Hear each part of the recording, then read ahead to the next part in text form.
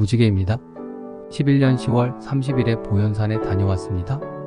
기상을 보아하니 약 20일치까지는 구름 조금이고 24시 이후로는 맑음이네요. 낮 동안 집에서 온갖 허들의 일을 도맡아 하고 다소 비굴할 정도로 잘 보이려 애를 썼건만 마눌님께서 영 심기가 편치 않습니다. 이렇게 해도 안 되다니 하고 저도 약간 삐졌습니다. 에이, 토성님께서는 마눌님 생일 때도 달리시는데 몰라? 하고 50 반경의 짐을 챙겨 출발했습니다. 중간에 잠시 양산에서 볼일을 보고 보현산 주차장으로 향합니다.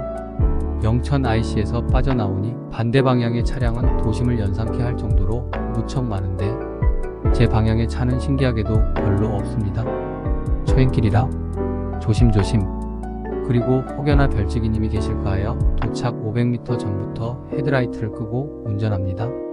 도착 시간 8시 10분. 막상 주차장에 도착하니 허거거 아무도 없습니다. 누구 없어요? 하고 나지막히 외쳤으나 역시나 290. 전 보현산까지 와서 또 혼자 관측하게 생겼습니다. 전 혼자서만 관측할 팔짱가 봅니다. 키우키우키우키우키우. 하늘을 보니 대박입니다. 전 아직 경력이 별로 없다 보니 볼 때마다 대박이네요. 키우키우. 수필용 때보다 은하수가 더 잘 보입니다. 게다가 시야가 뻥 뚫려 있어 속이 다 후련하고 시원해지더군요. 시야 막힘으로 인한 갑갑함에 체증이 말끔히 해소가 될 정도였습니다.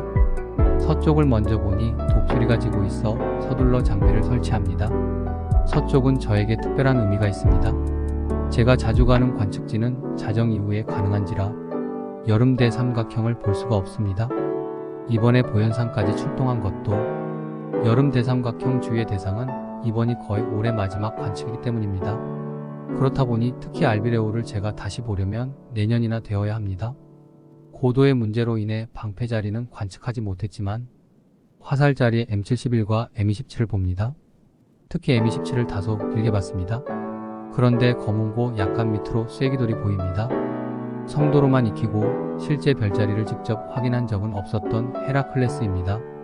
물구나무 서 있는 헤라클레스의 팔과 다리를 보면서 얼마나 기뻤던지 모릅니다. 도심에서 우연히 보았던 M13과 M91을 찾아봅니다. 헤라클레스 위로 작은 쐐기돌이 보입니다. 바로 용대가리입니다. 성도를 보며 용자리도 처음으로 제대로 확인합니다. 사실 헤라클레스와 용자리를 실제 처음 보고 육안으로 확인한 것이 보현산 관측 중에서 가장 기뻤습니다.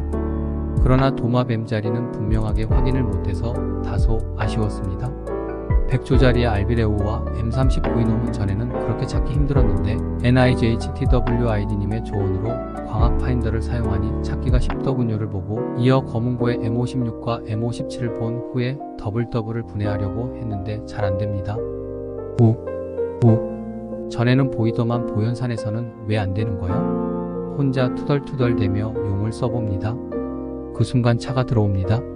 어떤 별지기님이겠지 하고 생각하는데 남여가 내리더만 헤드라이트 미등 실내등을 한참 동안 안 끕니다.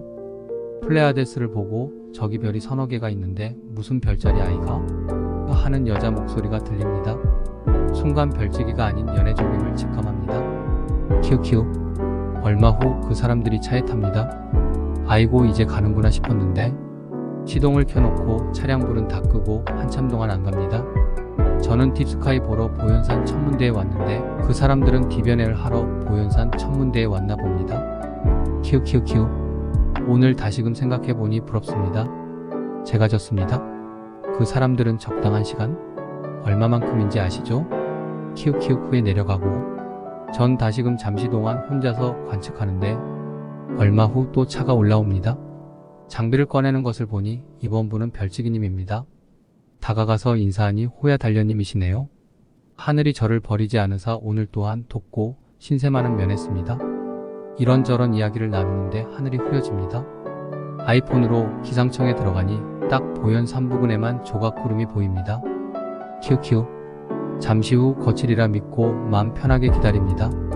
얼마 후 정말 말끔히 하늘이 개이고 호야 단련님은 도널드 의자에 앉아 쌍안경으로 보시다가 카메라로 사진을 찍으시고 저는 이것저것 이중성과 동쪽 메시에를 보는데 궁수님께서 친히 전화를 주시어 고래자리의 대상을 알려주십니다. NGC 253문화는 찾아서 호야님과 같이 보았는데 한 대상은 까먹어서 못 봤습니다.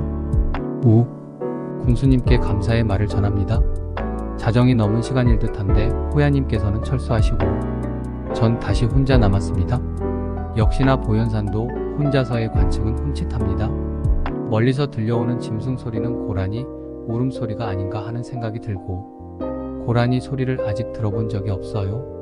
바람 소리에도 또한 놀라서 뒤돌아보게 되더군요. 히읗히읗. 전 이어서 M35, NGC 2392, M50 등등을 봅니다. 특히나 M33은 나선팔이 보이는지 한참 동안 물끄러미 바라봤는데 역시나입니다. 시리우스-B는 언젠가는 한 봐야지 하고 마음먹고 있는데 안 보입니다. 엄청 고배율로 봐야 하는 건지 아니면 제 망원경으로는 안 보이는 건지 좀 더 알아봐야겠습니다. 그러던 찰나 큰 개가 적당히 떠오릅니다. 며칠 전에 보았던 겨울철 알비레오를 찾아봅니다. 헤라클레스 자리와 용자리를 육안으로 확인한 것, 알비레오와 겨울철 알비레오를 동시에 본 것, 공수님의 도움으로 NGC 은하를 처음 본 것이 보현산 관측의 큰 수확입니다. 약 2시 20분경에 장비를 접고 내려오면서도 창밖으로 계속 고개를 내밀고 하늘을 올려다봤습니다. 너무 아쉬웠기 때문입니다. 그런데 부산으로 내려오는 길 내내 고속도로에서 안개가 자욱합니다. 시야가 100m도 안 될 정도였습니다. 부산 톨게이트에 도착했을 무렵에는 쏟아지는 잠 때문에 허거거 큰일 날 뻔했습니다. 보현산도 적지 않은 거리라는 것을 실감했습니다. 추후 보현산에 가게 될 경우 1박 2일을 작정해야겠습니다. 그 주위에 댐이 건설될 예정이라는 것을 호야님께 들었으면서도 영천 쪽으로 이사 가고 싶은 마음이 진하게 생기네요. 어제 본 숱한 별들이 아직까지 생생합니다. 아마도 보현산에 푹 빠진 듯합니다.